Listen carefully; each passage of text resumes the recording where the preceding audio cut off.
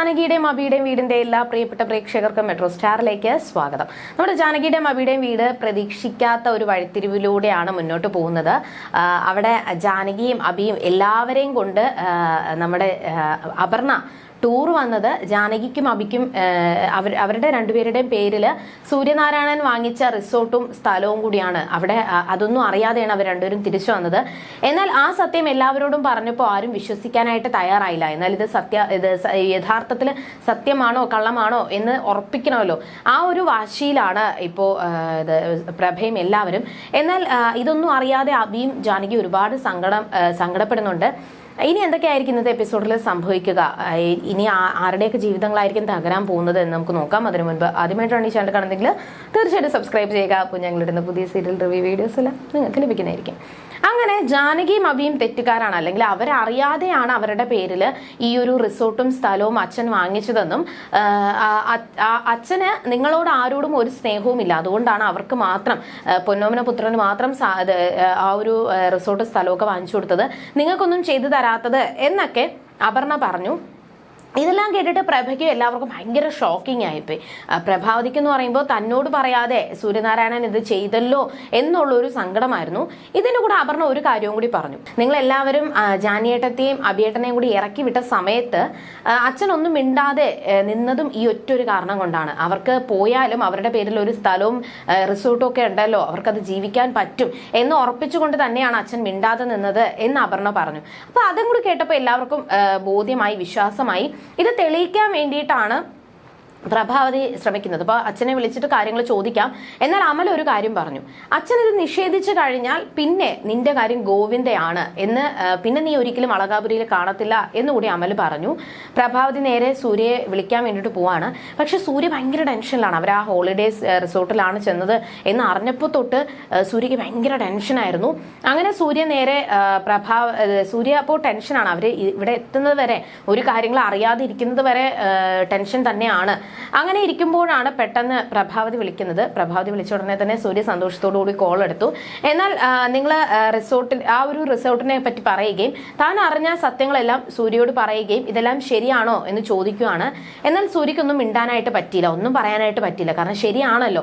ഉടനെ പ്രഭാവതിക്ക് ദേഷ്യം വന്നു. നിങ്ങൾ മനഃപൂർവ്വമാണല്ലേ എന്നോട് ഒരു കാര്യവും പറയാത്തത്, ഇത്രയും നാൾ ഞാൻ കൂടെ ഇരുന്നിട്ട് പോലും കൂടെ ജീവിച്ചിട്ട് പോലും നിങ്ങൾ എന്നോട് ഒന്നും പറഞ്ഞില്ലല്ലോ എന്നുള്ള ഒരു ദേഷ്യമുണ്ട് എന്ന് പറഞ്ഞ് തിരിച്ച് ചോദ്യങ്ങൾ ചോദിക്കാൻ വേണ്ടിയിട്ട് പ്രഭാവതി തുടങ്ങുമ്പോൾ തന്നെ സൂര്യ കോള് കട്ട് ചെയ്തു. അപ്പോൾ അതിന്റെ പേരിൽ എന്തായാലും മുത്തശ്ശിയും പ്രഭാവതിയും കൂടി വലിയൊരു പൊട്ടിത്തെറി തന്നെ ഉണ്ടാക്കും. അങ്ങനെ അവർ നേരെ വന്നു. അപ്പോൾ അജയും അമലും എല്ലാം വെയിറ്റിംഗിലാണ്. അച്ഛൻ നിഷേധിച്ചോ അതോ ശരിയാണെന്ന് പറഞ്ഞോ എന്ന് അറിയാൻ വേണ്ടിയിട്ട് വെയിറ്റിംഗിലായിരുന്നു.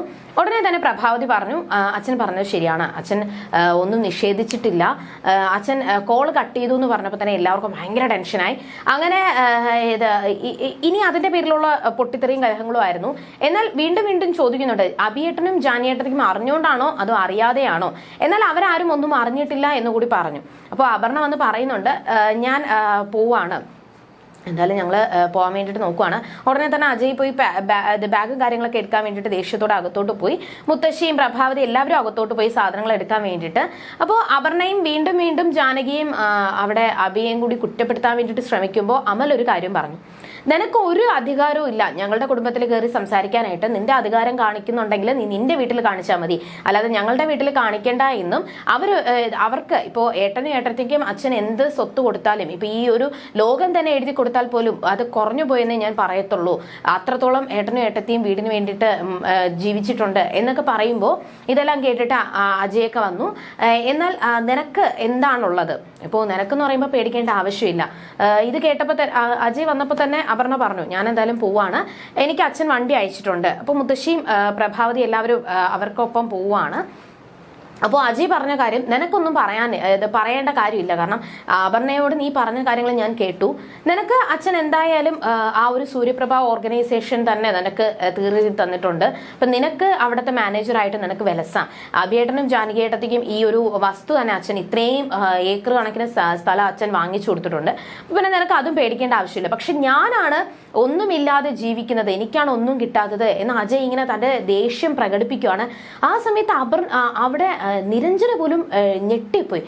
സ്വത്തുക്കൾക്ക് വേണ്ടിയിട്ടാണോ, അല്ലെങ്കിൽ സ്വത്തിന് വേണ്ടിയിട്ടാണോ അജയ് ജീവിക്കുന്നത്, അല്ലെങ്കിൽ അജയ് അതിന് വേണ്ടിയിട്ടാണോ ഇങ്ങനെ കാണിക്കുന്നത് എന്നുള്ളൊരു ചിന്ത നിരഞ്ജനയുടെ മനസ്സിൽ വന്നുപോയി. ആ രീതിയിലായിരുന്നു അജയുടെ പെട്ടെന്നുള്ള പ്രകടനം. എന്നിട്ട് നിരഞ്ജനയോട് പറയുന്നുണ്ട്, വാ നമുക്ക് പോകാം എന്ന് പറയുമ്പോൾ നിരഞ്ജന പറഞ്ഞു, ഞാൻ എന്തായാലും വരുന്നില്ല, എങ്ങനെയാണോ നമ്മൾ ഇങ്ങോട്ട് വന്നത് അതുപോലെ തന്നെ തിരിച്ചും പോകും. എന്നാൽ നീ അങ്ങനെ വരണ്ട, നീ ഇപ്പോൾ വരണമെങ്കിൽ എൻ്റെ കൂടെ വരണം, എന്നാൽ ഞാൻ വരത്തില്ല, ഞാൻ എങ്ങനെയാണോ ഇങ്ങോട്ട് വന്നത് അതുപോലെ തന്നെ ഏട്ടത്തിയുടെയും ഏട്ടൻ്റെയും കൂടെ തിരിച്ചു വരും, നമ്മൾ വന്ന വണ്ടിയിൽ ഞാൻ വരും എന്ന് പറഞ്ഞപ്പോൾ ദേഷ്യത്തോടു കൂടി അജയ് അപർണയുടെ ഒപ്പം പോവാനായിട്ട് ഇറങ്ങിപ്പോയി. മുത്തശ്ശിയും പ്രഭാവതിയും പോയി. എന്നാൽ അവിടെ ഇപ്പോൾ ജാനകിക്കും അബിക്കും കൂട്ടായിട്ട് അമലും നിരഞ്ജനയും മാത്രമേ ഉള്ളൂ, വേറെ ആരുമില്ല. അങ്ങനെ ഭയങ്കര സങ്കടത്തിലാണ് നിരഞ്ജനയും അവര് രണ്ടുപേരും. അപ്പോൾ അബിയും ജാനകി അങ്ങോട്ടും ഇങ്ങോട്ടും പറയുന്നുണ്ട്.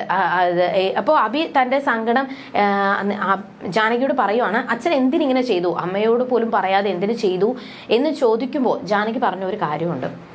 അപർണ പറഞ്ഞതാണ് ശരി, നമ്മളെ ഇറങ്ങിപ്പോയപ്പോൾ ആ വീട്ടിൽ നിന്നും അളകാപുരിയിൽ നിന്നും നമ്മളെ ഇറക്കി വിട്ട സമയത്ത് ഒറ്റ ഒരാൾ പോലും നമുക്ക് വേണ്ടിയിട്ട് സംസാരിക്കാൻ നിന്നില്ല.